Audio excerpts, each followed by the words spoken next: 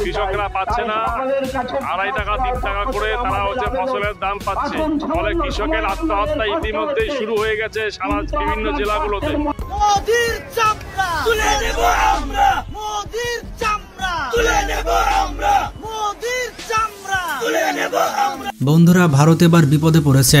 ভারতের কাছ থেকে পেঁয়াজ না কেনার কারণে ভারতের কৃষকেরা না খেয়ে মরছে। তাদের পেঁয়াজ এবং আলুগুলো পচে যাচ্ছে। আপনারা দেখতে পাচ্ছেন রাস্তার মাঝখানে তারা ফেলে দিচ্ছে। এমনকি ভারতের কৃষকেরা আন্দোলন শুরু করে দিয়েছে, যা আপনারা স্ক্রিনে দেখতে পাচ্ছেন। বাংলাদেশে তাদের আলু পেঁয়াজ রপ্তানি বন্ধ হওয়ার কারণে এভাবে বস্তায় বস্তায় আলু এবং পেঁয়াজ রাস্তায় ফেলে বিক্ষোভ করছে ভারতীয় কৃষকেরা। এমনকি বিজেপি নেতা শুভেন্দুর বিরুদ্ধে তারা আন্দোলনে নেমেছে।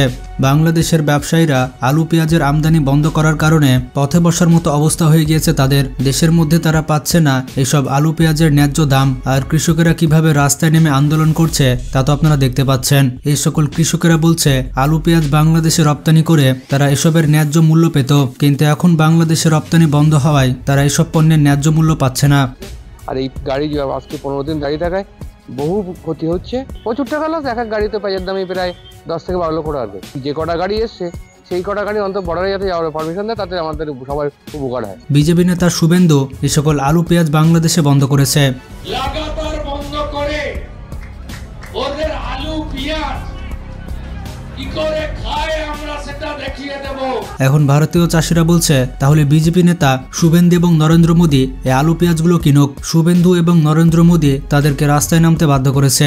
এই সকল পচা আলু পেঁয়াজ এখন নরেন্দ্র মোদী আর শুভেন্দুকে নিতে হবে। তাদের এই পেঁয়াজ এবং আলু না কিনলে তারা অনির্দিষ্টকালের জন্য এই আন্দোলন চালাবে। তবে এই খবরগুলো ভারতীয় মিডিয়া বাইরে ছড়াতে দিচ্ছে না। ভারতীয় মিডিয়াগুলো শুধুমাত্র বাংলাদেশের দুর্নাম করে, কিন্তু তাদের কৃষক আলু পেঁয়াজ নিয়ে রাস্তায় নেমেছে এই খবরগুলো কিন্তু তারা ছড়াচ্ছে না। তাই আপনাদের জানানোর জন্য এই গুরুত্বপূর্ণ ভিডিওটি তৈরি করেছে।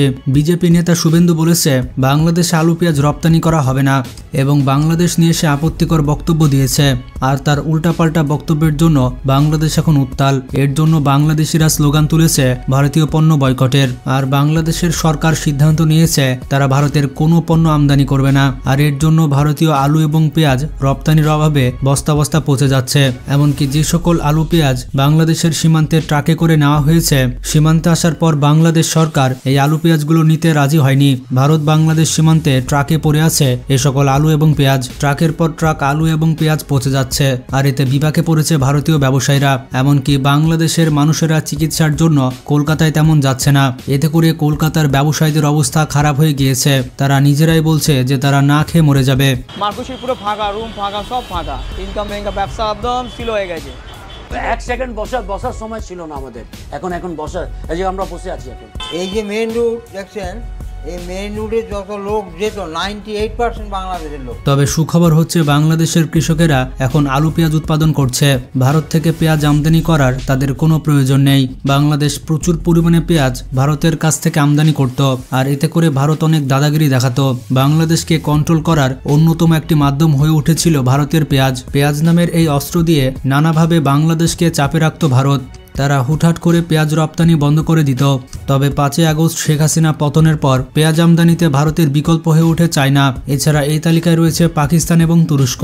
অন্যদিকে দেশে বিনা, নাসিক এবং 53 এবং বিপ্লব জাতের পেঁয়াজ উদ্ভাবিত হয়। আর এই পেঁয়াজগুলো সারা বছরে আবাদ করা যায়। ইতিমধ্যে এই জাতের পেঁয়াজ লালমনিরহাট সহ সারা দেশের বাজারে উঠতে শুরু করেছে। নতুন উদ্ভাবিত এই গ্রীষ্মকালীন পেঁয়াজের কারণে ভারত থেকে আর পেঁয়াজ আমদানি করতে হবে না। ভারতের কাছ থেকে পেঁয়াজ না কিনলে ভারতের অবস্থা একেবারে খারাপ হয়ে যাবে। কারণ বাংলাদেশের কাছে টাকা রয়েছে।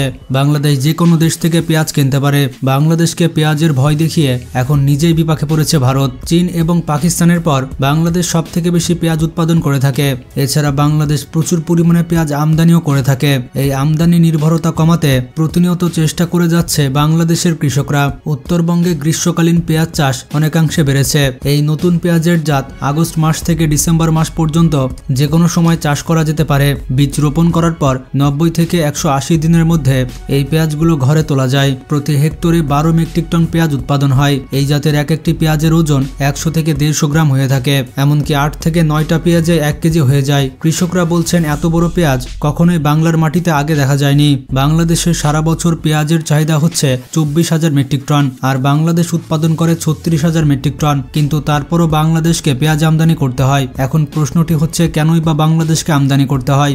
বিশ্লেষকরা বলছেন দেশে যে পরিমাণ পেঁয়াজ উৎপাদিত হয় তার 25 থেকে 30% পেঁয়াজ যত্নের অভাবে এবং সংরক্ষণের অভাবে পচে যায়। এই 25 থেকে 30% পেঁয়াজ যথাযথভাবে সংরক্ষণ করা যায় না, যার কারণে চাহিদার থেকে বাড়তি উৎপাদনের পরও এই পেঁয়াজের ঘাটতি বাংলাদেশে থেকেই যাচ্ছে। আর এই ঘাটতি মেটানোর জন্য ভারত থেকে প্রতি বছর 20 কোটি ডলারের পেঁয়াজ আমদানি করতে হতো বাংলাদেশকে। তবে বাংলাদেশকে নতুন করে আশা জাগাচ্ছে এই নতুন গ্রীষ্মকালীন পেঁয়াজ, যেটা সারা বছর চাষ করা যাবে, যার কারণে বাংলাদেশকে আলাদা করে পেঁয়াজ আমদানি করতে হবে না।